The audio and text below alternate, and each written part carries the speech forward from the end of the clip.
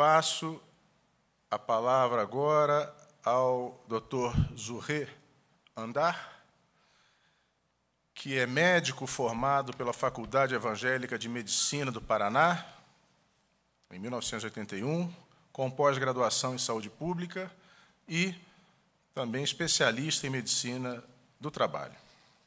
É médico da Secretaria de Saúde do Paraná, professor de Medicina Preventiva e do Trabalho da Faculdade Evangélica do Paraná e da Pontifícia Universidade Católica do Paraná, coordenador do curso de pós-graduação em Medicina do Trabalho da Pontifícia Universidade Católica do Paraná e consultor em Segurança e Saúde no Trabalho. Também na área de consultoria, atua com um desempenho internacionalmente reconhecido como consultor para a área de saúde e segurança do trabalho do Escritório da Organização Internacional do Trabalho no Brasil, desde 1999. É diretor científico da Associação Nacional de Medicina do Trabalho, desde 2007, e foi secretário de Saúde e Segurança no Trabalho do Ministério do Trabalho e Emprego, no período de 95 a 99, aqui em Brasília, onde deixou vários amigos, dentre os quais eu tenho a honra de me incluir. Tenho o prazer, então, de passar a palavra ao Dr. Zurré Andar para a palestra cujo título é A Organização Internacional do Trabalho e a Prevenção de Acidentes do Trabalho. Primeiramente, eu queria agradecer as palavras do meu amigo ministro Lélio, agradecer o convite de poder estar aqui com vocês, esclarecer que não falo pela OIT, mas falo da OIT hoje, né? Hoje estou aqui como médico, como um profissional que já atua nessa área há mais de 25 anos, na área de saúde trabalhador, como médico do Centro Estadual de Saúde do Trabalhador, na Secretaria Estadual de Saúde do Paraná, como diretor científico da Associação Nacional de Medicina do Trabalho, porque tem determinadas coisas que você não consegue dizer que, nesse momento, você fala de um lado ou de outro. Mas, no fundo, pelo carinho, pela admiração que eu tenho pela OIT e pelos princípios da OIT, você acaba incorporando e falando, até defendendo muito mais questões da própria organização. Eu queria, antes de iniciar, que ligasse um filme para mim, por favor.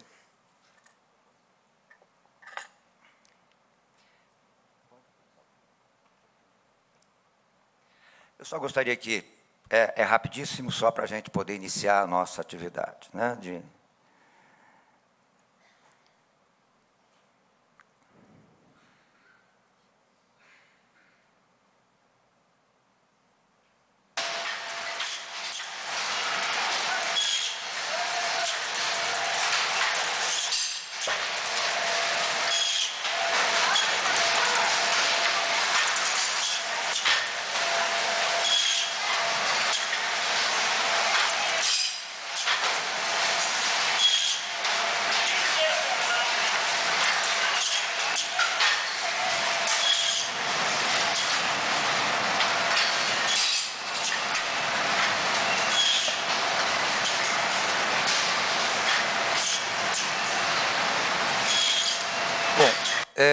Muitos perguntam, né, e muitos perguntavam, meus alunos em vários locais, o que ia acontecer, né? E muitas vezes colocavam a mão e ficavam só esperando para ver o que ia acontecer nesta questão.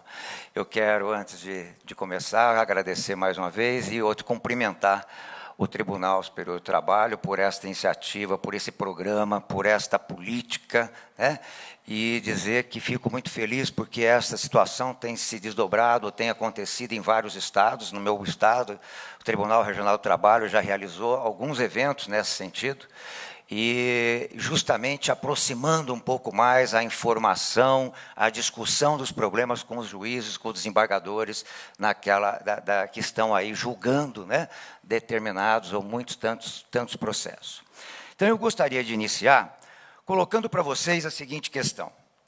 Neste filme que nós vimos, e a ideia é a gente tentar discutir um pouco com vocês essa questão, mas principalmente até me ver assim, porque muitas coisas que nós vamos falar já foi abordado, né? Quando é o último, muita coisa já foi falada em todas as outras palestras, né? Até pode ficar mais fácil, por ter bastante, assim, pode ser que tenha slides que nós passamos mais rapidamente. Mas eu gostaria que todos refletissem e achassem assim, o que poderia acontecer naquela atividade e naquele filme que nós passamos. Será que aconteceria um acidente ou aconteceria uma doença? Então eu digo assim, né, se acontecesse o acidente, seria muito fácil de ser diagnosticado e provavelmente nem iria para a justiça. Porque você vai lá no pronto-socorro, os médicos veem que foi um acidente, o profissional de saúde, tem uma CAT aberta, tem uma situação. Mas será que esse trabalhador pode ser um paciente numa unidade de saúde? Será que quando ele chega numa unidade ou no médico de um plano de saúde, não vou nem dizer de um médico de trabalho da própria atividade, da própria empresa, será que vão perguntar para ele aonde que ele trabalhava? Será que a dor que ele tem no punho, no ombro, no cotovelo, será que alguém vai relacionar que isso é do trabalho? Estas questões vão chegar nos tribunais. São estas questões mal resolvidas, muitas vezes chegam no tribunal e muitas vezes o juiz até nem tem a informação adequada para poder julgar. Então, esta é uma situação que a gente comenta. Uma outra questão que eu queria dizer é que esta doença, ela pode ser a doença do trabalho, sendo aquela doença que o INSS reconhece como geradora de incapacidade, ou é uma doença que nós, profissionais de saúde, entendemos que foi gerada pelo trabalho, independente se gera ou não incapacidade. Exemplo, esta semana, um paciente no Centro Estadual de Saúde do Trabalhador, um paciente silicótico, onde temos comprovação da silicose, não tem ainda a doença reconhecida pelo INSS. Por quê? Porque o INSS nos informa que ele não gerou ainda a incapacidade. Então, estas são situações em que nós vivemos no dia a dia. São estas situações que nós precisamos corrigir e que um programa, um seminário como este, um envolvimento político como esse, pode nos ajudar. Outra pergunta, a quem que nós devemos promover a saúde e fazer a prevenção? Será que é só quem tem registro em carteira? Será que é só para a economia formal?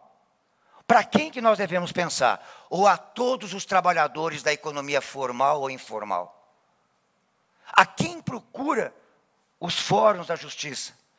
E aí eu pergunto, a empregada doméstica não tem o mesmo direito e não tem doenças relacionadas ao trabalho? Não se acidenta no ambiente de trabalho? Qual o direito que ela tem? Pergunto, o ambulante, o catador de papel, pode adoecer? O custo social do trabalho pode ser um adoecimento? E quem reconhece esta doença? Quem trabalha por eles? Ou quem atua na promoção e na prevenção? E a dita dona de casa, né? Ou os donos de casa, será que também não se acidentam? Será que não ficam doentes? Será que não tem? Então, estas são questões. E aí eu pergunto, como que nós vamos fazer prevenção se nós não temos um nexo estabelecido, se não sabemos a origem do problema, ou se não conhecemos até o processo de trabalho, ou se não temos informações destes processos de trabalho. Aqui eu tenho uma outra questão que, infelizmente, né, me desculpem a indignação de não ter um representante de um grande órgão do governo, do Ministério da Previdência Social, que eu espero que ainda chegue, né? Mas eu gostaria de fazer esta pergunta. Aqui um trabalhador coloca para nós agora, ou que nós já trouxemos ao ministro da Previdência. O que fazer? Esta é a fala de um trabalhador que tem uma doença, foi afastado do trabalho, encaminhado para a Previdência Social, e é dito, e ele me diz, o que eu faço se a minha primeira perícia só vai ocorrer em fevereiro? Porque em Curitiba se demora de 45 a 90 dias para fazer a primeira perícia que não sabemos se vai dar incapacidade ao trabalhador. Quem vai pagar? E aí ele fala, ou eu vendo alguma coisa, como já aconteceu, ou eu faço um empréstimo. E hoje, esta é a situação que esses trabalhadores vivem. Como resolver? Isto será que facilita ou é um impedimento para ele querer se afastar da próxima vez? Então, essas são situações que nós vivemos. Outra questão que eu gostaria de lembrar, antes de avançarmos nessas questões, era em pensar que a melhor prevenção que nós temos é de eliminar o risco. Nós temos vários modelos, mas nós devemos também pensar o seguinte: não devemos ter receio, para não dizer medo, de propor e eliminar determinado agente ou determinado risco. E mais ainda, não devemos ter receio de banir determinados agentes quando estes podem trazer danos irreparáveis na saúde do trabalhador, principalmente os agentes cancerígenos que ainda persistem nos nossos ambientes de trabalho. Veja, a OIT todos vocês conhecem, né? A OIT tem todas as suas atividades, foi criada pela precariedade da situação do trabalho, pela paz universal, né? Quer dizer, esta é a situação que tem a OIT. A OIT tem o objetivo de promover, de cumprir normas, direitos fundamentais, né? De gerar oportunidade para homens e mulheres que possam ter oportunidades iguais. Este é o papel da OIT. Agora, vamos pensar o seguinte: o que é esta relação que existe entre o trabalho e o ser humano? E aqui eu tenho uma fala que diz assim, que o trabalho é uma atividade humana que pode ser individual ou coletiva, né? Mas que requer, na realidade, uma série de contribuições de quem trabalha. Despende tempo, né? Ou precisa de ter aptidão, né? Tem que ter habilidades. E as pessoas que trabalham esperam, né? Uma recompensa, uma compensação que não é só financeira e material, que espera uma compensação também psicológica e social para que contribua para satisfazer as suas necessidades. Este é o papel que o trabalho faz na vida das pessoas. E as pessoas, então, buscam satisfazer as suas necessidades e até buscar a sua autoestima no trabalho. Porém, a realidade desse trabalho ainda hoje é muito diversificada, como já foi apontado aqui durante esses dias, né? Muitos não proporcionam nem ao indivíduo oportunidade para desenvolver a autoestima, ou então nem satisfaz, quem sabe, a segurança, né? Ou as necessidades pessoais dessas pessoas. O que nós queremos, e esta é a proposta, e este é o objetivo que a OIT tem, e que este seminário, e que esta política tem, é de que a gente torne o trabalho decente uma realidade. E que a gente entenda que isto é uma questão de cidadania. E ter o trabalho decente é oportunizar para homens e mulheres que consigam um trabalho decente, produtivo, em condições de liberdade, de igualdade, de segurança e de dignidade humana. Entretanto, esta é a situação que nós vivemos. Não é aqui do Brasil isto, vocês encontram isto na internet. Mas esta é a situação que nós temos na Índia ou em qualquer... Mas não precisamos ir à Índia. Basta ver o que saiu na televisão recentemente em São Paulo. Não é a primeira vez que existe isto em São Paulo. Então, esta é a realidade onde crianças trabalham na fabricação de calçados, não só em São Paulo, mas na confecção, aonde vivem, comem, dormem, produzem no mesmo espaço. Esta é a realidade de um trabalho que não se justifica como trabalho decente. Mas isto aqui é no Brasil. Isto aqui é trabalho decente. E estas pessoas que estão trabalhando, e as crianças que se expõem. Hoje a imprensa diz que ainda continuamos tendo 2 acidentes de trabalho por dia com crianças. Esta é a realidade que nós estamos vivendo. E esta situação de informalidade, né, que nós também acabamos tendo, más condições de trabalho que estão por aí. Então, eu procuro até, sempre colocando esta frase do professor Inácio Sachs, que ele coloca, né, deste mundo que nós vivemos, um mundo de transformação, competitivo, globalizado, com muita pobreza, mas que ainda busca mais pobreza ainda. Infelizmente, um mundo que ele diz de terríveis desigualdades, é um absurdo pretender que os ricos precisam ainda tornar-se mais ricos para permitir aos necessitados tornarem um pouco menos necessitados.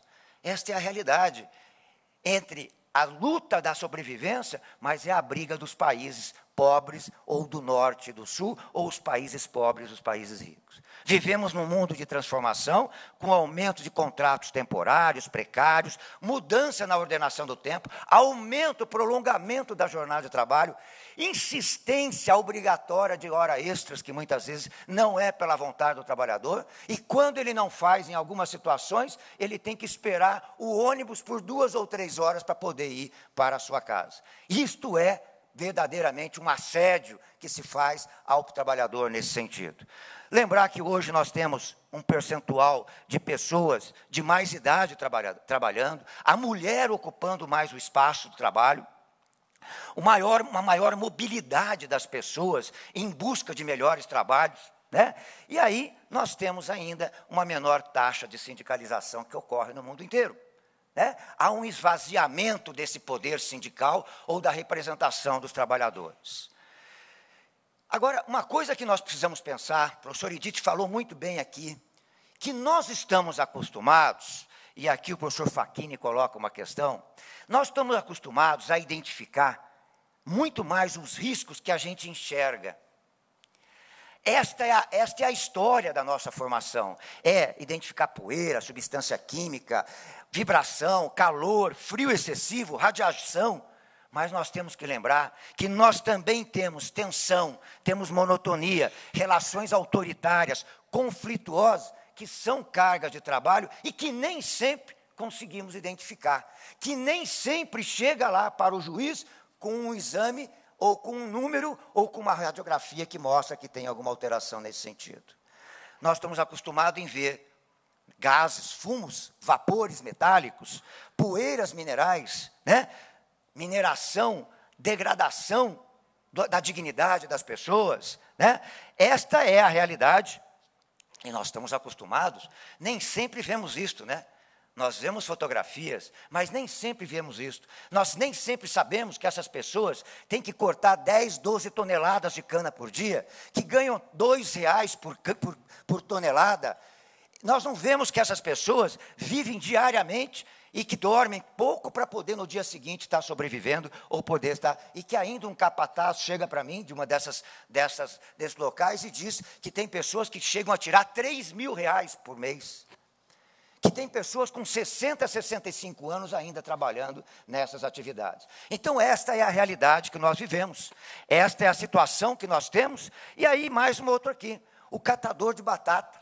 E eu pergunto também, se este trabalhador ou esta trabalhadora chegar com dor nas costas, como a gente pode dizer, com uma lombalgia, será que vão dizer que é do trabalho ou vão dizer que é da idade?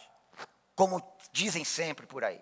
Então, esta é a necessidade que nós temos de conhecer, de saber realmente qual que é o processo de trabalho, o que as pessoas fazem. Nós estamos acostumados e falando muito de acidentes. Não tem dúvida que acidente é prioridade. Isto aqui acontece com frequência, soterrações na construção civil, né? Transporte da construção civil, não só com a construção civil, mas na área rural, que acontecem também, ou andaimes improvisados, que nós temos por aí.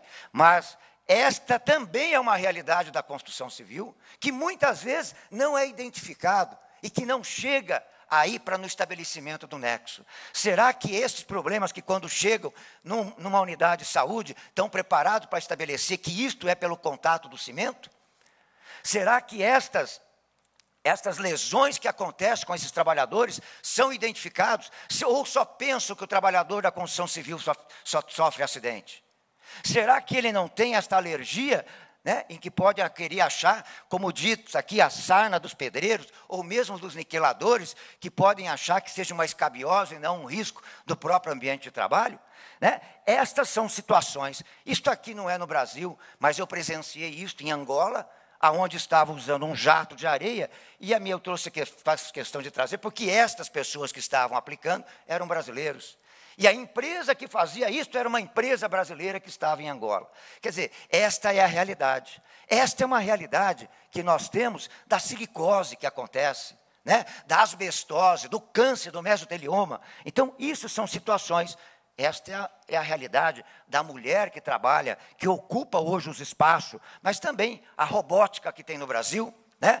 Mas isto aqui de um carro tão famoso, né? de uma Ferrari, será que esses trabalhadores também ficam doentes? Será que esses trabalhadores também têm lesões por esforço repetitivo ou doença osteomuscular relacionada ao trabalho? Será que eles se mantêm com posturas que aqui no Brasil nós identificamos que comprometem o ombro? Será que esta postura desse trabalhador, se ele chegar numa unidade de atendimento, vão pensar que isso tem relação com a montagem do carro, ou vão dizer que é uma outra situação que não tem nenhuma relação com o trabalho? E este controle do tempo, será que isto não interfere na produção de doença? Né? E esta situação, e este universo de call center, de telemarketing, que é um ambiente tão gerador de transtorno mental, de Ler-Dort, será que de uma alta rotatividade de trabalhadores, será que isto é identificado no dia a dia? E esta situação de um supermercado, como que é controlado o risco de quem faz o check-out de supermercado? Quando nós chegamos no supermercado, que daí tem uma fila enorme, 2 caixas abertas, o resto tudo fechado, me faz lembrar na época dos bancos, né, em que hoje não se tem muito, né, porque hoje nós fazemos o trabalho, mas que antes os caixas de banco, né, tinha caixas fechadas e aquela fila. Isto traz o quê? Traz estresse, traz intensificação do trabalho para quem está ali naquele atendimento que tem que suprir toda a necessidade. E essa situação em que a OIT mostra, inclusive, este novo modo de trabalhar, né? Trabalhar também cuidando dos filhos, né? Este compartilhamento do trabalho com a esposa. Mas tudo isto, nós ainda temos uma situação.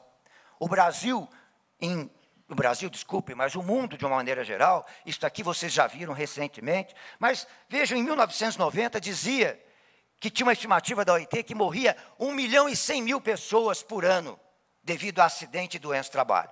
Daí, em 2000, isto passou para 2.300.000 pessoas que morrem por acidente e doença do trabalho. Recentemente, no Congresso de Istambul, da OIT, foi divulgada uma nova cifra. 2.300.000 pessoas morrem por acidente de trabalho, conforme dados de 2008. Agora, observem, 2 milhões de pessoas morrem por doença. Esta é a estimativa. Se vocês olharem as nossas estatísticas da Previdência Social, da economia formal, nós vamos ver que a nossa estatística de doença é em torno de 5% a 6% das notificações de acidente de trabalho. Aumentou recentemente para 25% devido ao NETEP, ao Nexo Técnico e Epidemiológico. 320.000 casos de morte por acidente de trabalho. Portanto, morre mais por doença, e este é o nosso alerta. Né? Então, isso equivale a mais de 6.000 pessoas que morrem por dia. Aqui são dados, né, que mostram quais as doenças que poderiam levar ao desenvolvimento ou que poderia matar. Então, são doenças transmissíveis, neoplasia, doenças do sistema circulatório e respiratório. Mas aonde estão? São estimativas. Como que chegam para nós? Então, hoje, nós temos aqui os dados que foram divulgados recentemente, enquanto há uma tendência de diminuição, inclusive, da estimativa dos acidentes e doenças e de mortes, na realidade, porque inclusive entendem que há uma diminuição do número de postos de trabalho no mundo. Então, esta é a realidade que nós temos. Ainda tem uma divulgação: câncer, 29%. Doença aparelho circulatório, 21%. Doenças transmissíveis, 25%. Mais de 900.000 pessoas morrem por exposição a substâncias químicas perigosas. Esta é a estimativa que tem da OIT. E aí mostra como subiu de 300 para 910.000 as mortes por substâncias químicas perigosas. Este dado não vou entrar em detalhes com os senhores, são dados que mostram justamente a morte por determinadas doenças. Só marquei ali o câncer, né, de pulmão, ou as doenças crônicas pulmonares, aonde tem um destaque, que nós vivemos aqui no Brasil, mas esses dados depois poderão estar disponíveis justamente nesse material que podemos deixar. Aqui mostra que um dado que foi feito anterior a 2008, mostrava justamente 32% de câncer, 23% de doenças circulatórias, 17% de doenças transmissíveis e 19% de morte por acidente. Hoje, em 2008, não há tanta alteração. O quadro quase permanece o mesmo. O custo, de acordo com estudos de Valentina Forastieri, da OIT, mostra que o custo maior que tem são com transtornos musculoesqueléticos, com acidentes e com cardiopatias, que são doenças que estão acometendo esses trabalhadores. Os acidentes não fatais, mais de 1 milhão de trabalhadores, né, ficam aí feridos por dia, ok? Que saem acidentes, são próximo de 1 milhão de trabalhadores que se acidentam. E aqui mostra justamente o número de acidentes de absenteísmo, né? A falta de trabalho por mais de 4 dias, certo? 4 dias ou mais, de 317 milhões que nós temos atualmente. Bom, isto é o que consegue identificar, mas a situação, quando começamos a analisar por que as pessoas adoecem ou por que elas morrem, nós também temos que pensar na situação social e econômica do mundo. E hoje nós temos muito desemprego, e nós temos aí mais da metade das pessoas do mundo ganham menos de $2 por dia. São pobres. Pessoas pobres que vivem na pobreza aceitam trabalhar em qualquer condição. Isto não é só na Ásia, na África, mas aqui no Brasil nós também temos essa situação. O desemprego tem aumentado. Poucas esperanças a curto prazo para que o emprego volte aos níveis antes da crise que nós vivemos em 2008 e a crise atual, né? Observa-se que a recuperação do crescimento não vem acompanhando a recuperação do emprego. Isso são dados da OIT de 2011.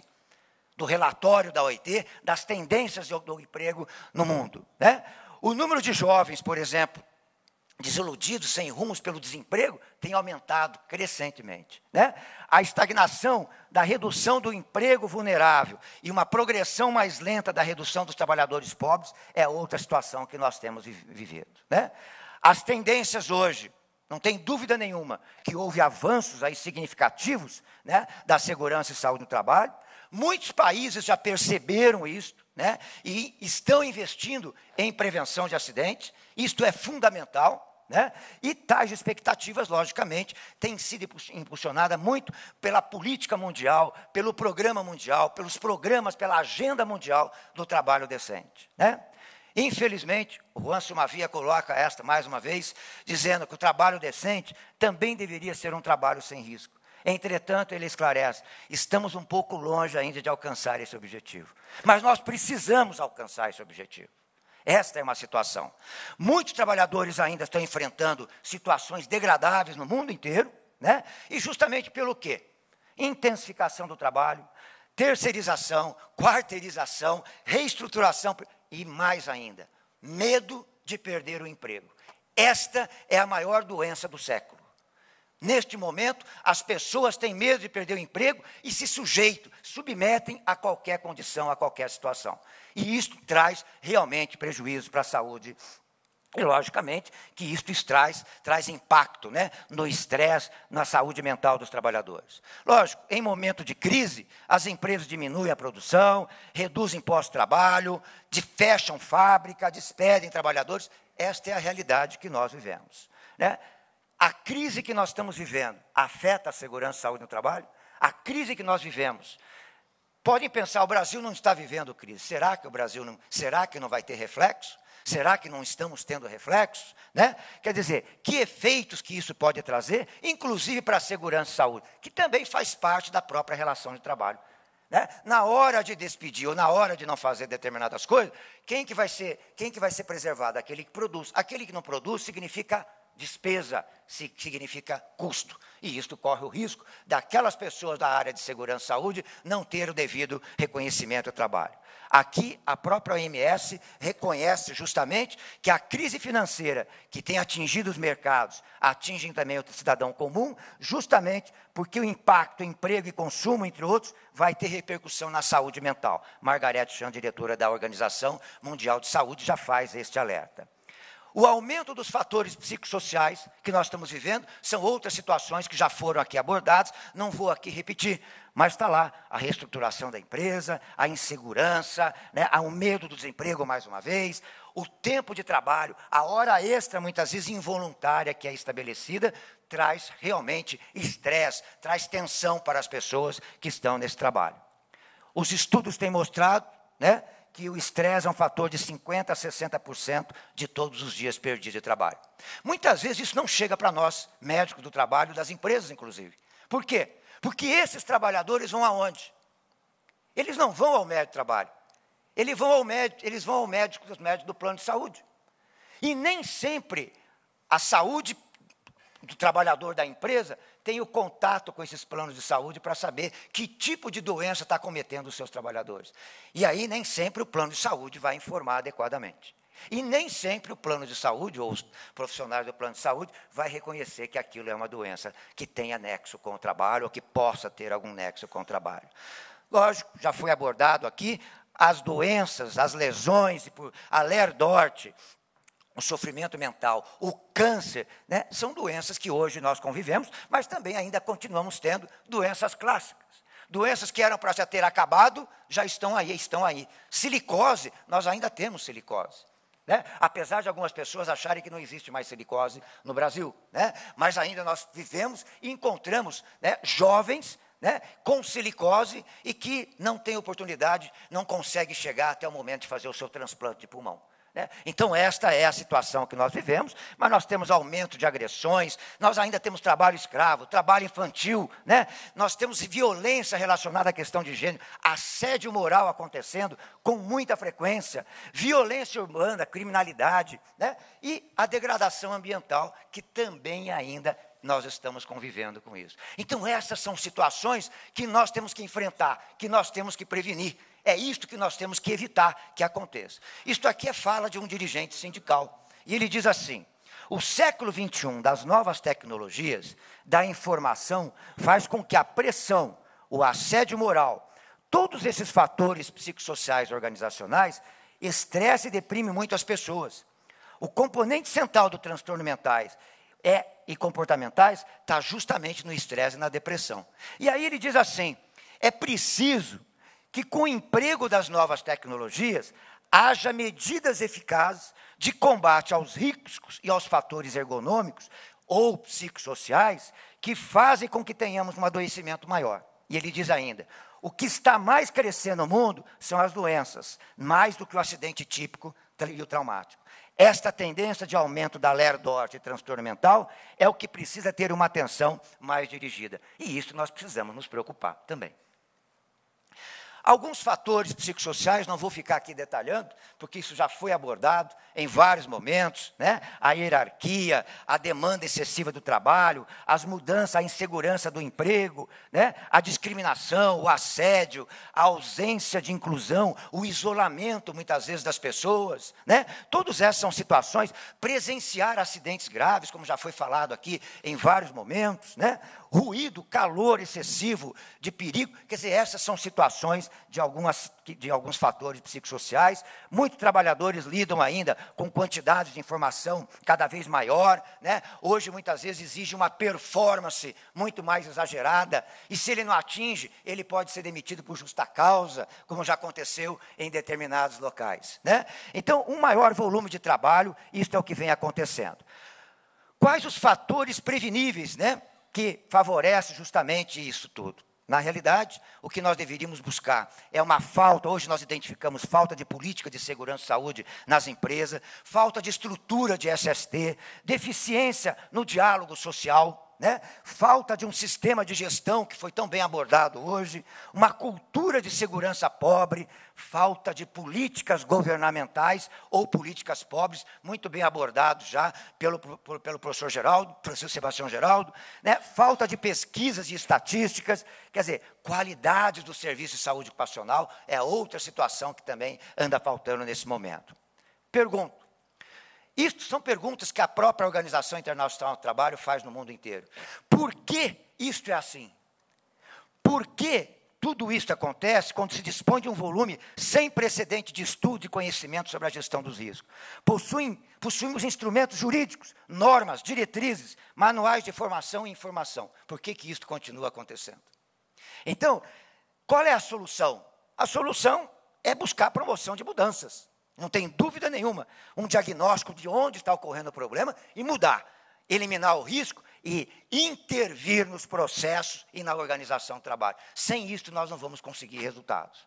Os desafios é vontade política, né? Segurança e saúde está com destaque. Nas agendas do serviço público, das políticas públicas de Estado e das empresas. Então, além disso, ter informação, educação, porque cada vez mais nós temos inovações tecnológicas que vai precisar cada vez mais formação das pessoas. Melhorar a sensibilização sobre questões de segurança e saúde no trabalho, estabelecer uma cultura de prevenção, e aí, alianças, né? O governo exercer o seu papel de Estado quando tem que exercer, mas também legislar e garantir que a legislação esteja sendo cumprida. Os empregadores cumprir as normas, garantir condições de ambiente de trabalho satisfatório, garantir, o trabalho sem risco, que esta é uma obrigação e responsabilidade legal, né, que esses empregadores têm. E os trabalhadores lutar pelos seus direitos, mas também cumprir, né, os regulamentos em segurança e saúde.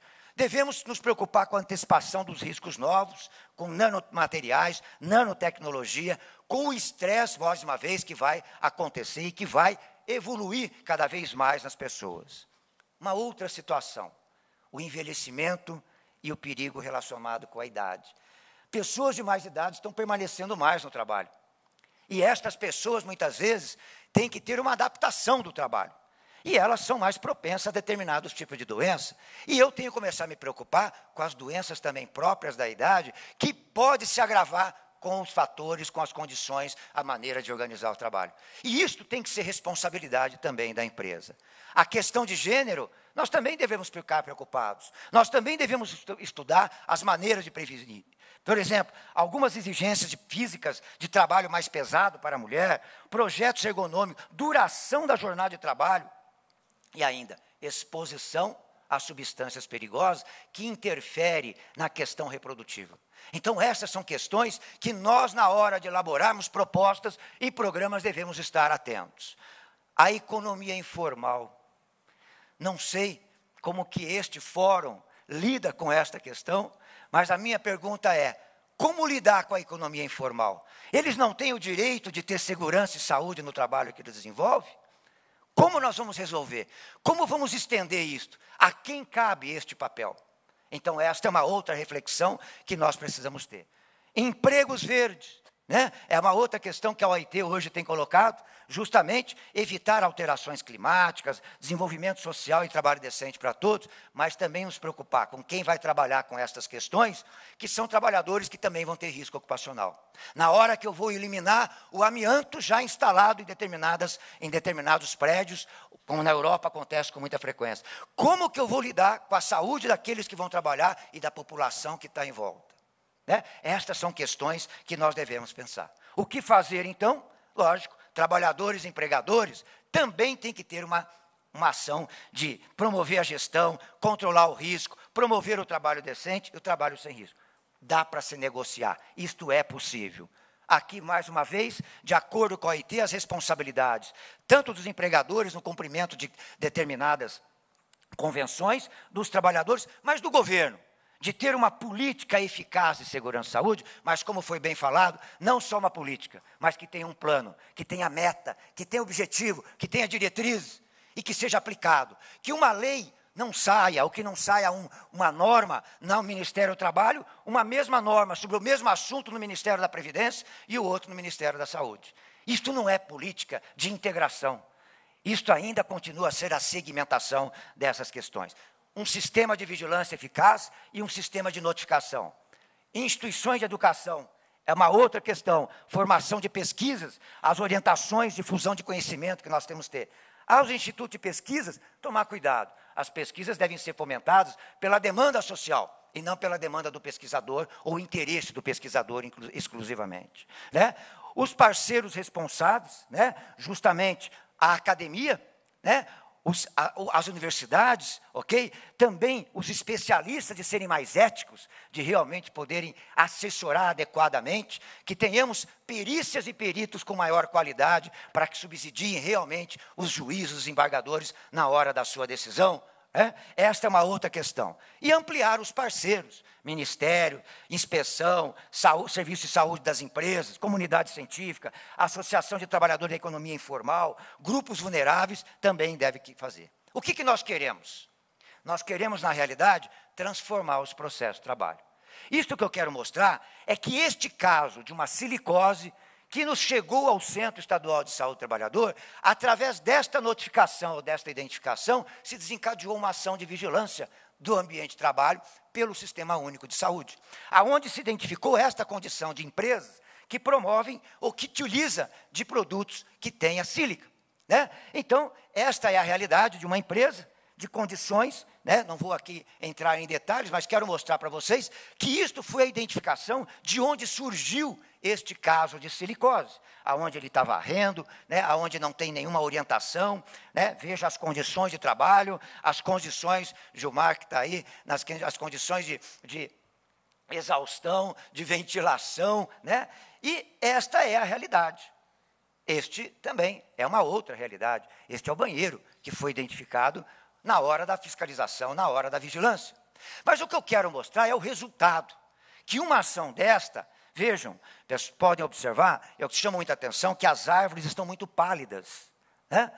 O tempo está bom, mas as árvores estão um pouco pálidas. E aqui é o que a empresa fez depois de uma ação. E eu sempre digo que eu não pintei nada na fotografia do lado, é a mesma, mas esta é a realidade. Por uma ação se conseguiu um resultado. Vejam, já está aspirando, não está varrendo, Olha lá o ensacamento como que está sendo, olha o banheiro como que está sendo, como que ficou, olha o refeitório como que ficou, o que era antes e como ficou agora. Esta é a nossa realidade. O que nós queremos ainda é vencer o desafio de exclusão social, E é o desafio de incluir e de não deixar a exclusão e não sermos promotores da exclusão social. E aqui o professor Facchini colocou uma coisa muito interessante que ele fala, que uma menina nascida hoje pode viver 45 anos ou 80 anos. E ele diz assim, depende da circunstância em que ela nascer, crescer, trabalhar e envelhecer, mas também do sistema de proteção social, de seguridade, de saúde, de trabalho, de previdência e assistência social. Esta é a nossa realidade. Nós queremos lugares saudáveis para pessoas saudáveis, que ainda na Índia se utiliza a mesma bomba que foi utilizada na descoberta da cólera, não foi isso? É isso? Mas olha lá, lugares saudáveis e pessoas saudáveis, isto é São Paulo, onde um rio separa dois países. Essas são fotografias que foram nos mostradas e que eu sempre trago, porque este é o papel que nós também devemos ter. Nós devemos mudar esta realidade. Nós devemos estender a essas, melhorar as condições de vida, melhorar as condições de trabalho. E nós devemos ter uma proteção social que na velhice, depois do trabalho, nós possamos ter condições realmente de sobreviver. Que não tenha o desemprego, que não tenha o sem-teto, mas que a velhice não seja de insegurança. Que não seja uma velhice de incapacidade, mas uma velhice de satisfação.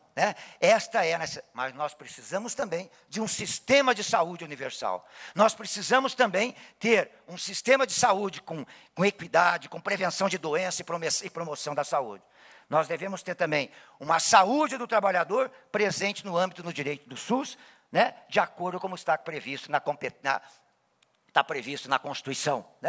Todos os cidadãos têm direito ao atendimento, à assistência à saúde, independente do seu grau ou do seu vínculo empregatício.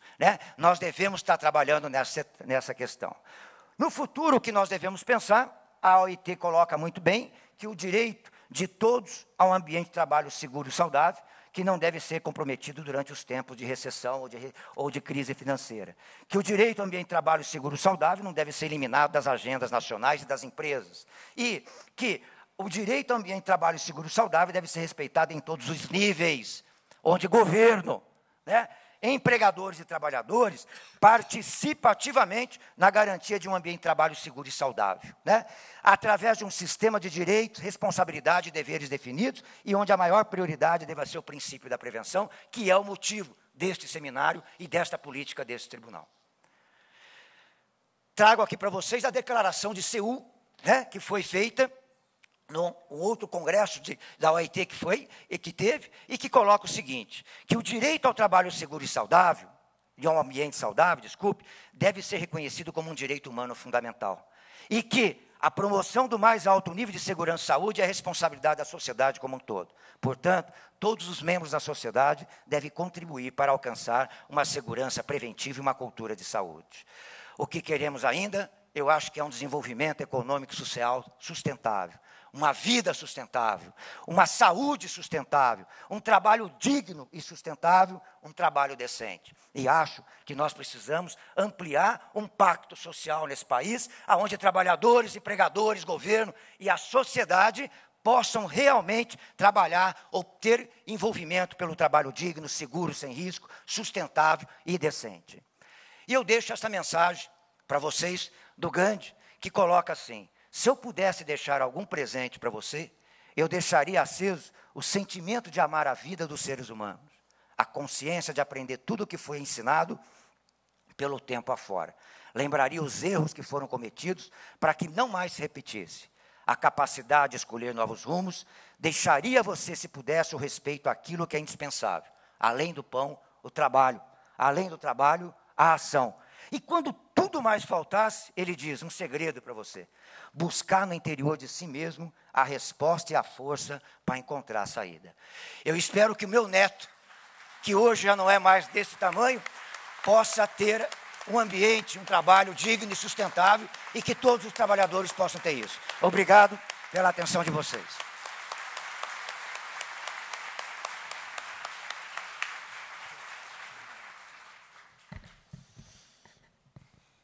Bom, não sei se as senhoras e senhores prestaram atenção, mas o doutor Zurré, ao iniciar a sua palestra, afirmou que a OIT apaixona. Eu não sei se a paixão é pela instituição ou se é pelo seu mandato. Na verdade, doutor Zurré, a paixão é pelo ser humano. E a paixão pelo ser humano leva ao amor à vida dos seres humanos. O doutor Zurré nos honra, nos emociona com uma intervenção brilhante, inteligente, definindo um quadro preciso da situação, do tamanho do desafio que é promover o trabalho decente no mundo. Virginia Leary, uma escritora norte-americana, observou que a OIT levou 50 anos para se dar conta de que o seu mandato era promover os direitos humanos. Felizmente, no curto espaço de tempo, de lá para cá, muito tem se avançado, mas ainda há muito o que fazer. E nesse avanço que se há de introduzir ainda, não se pode perder de vista a necessidade de universalizar o acesso aos direitos humanos. Ninguém pode ficar de fora do patamar mínimo civilizatório. A Declaração de Viena das Nações Unidas, que completam, por sinal, na segunda-feira, 66 anos, define que os direitos humanos são universais, interdependentes e indivisíveis. E só serão direitos humanos se forem direitos de todos.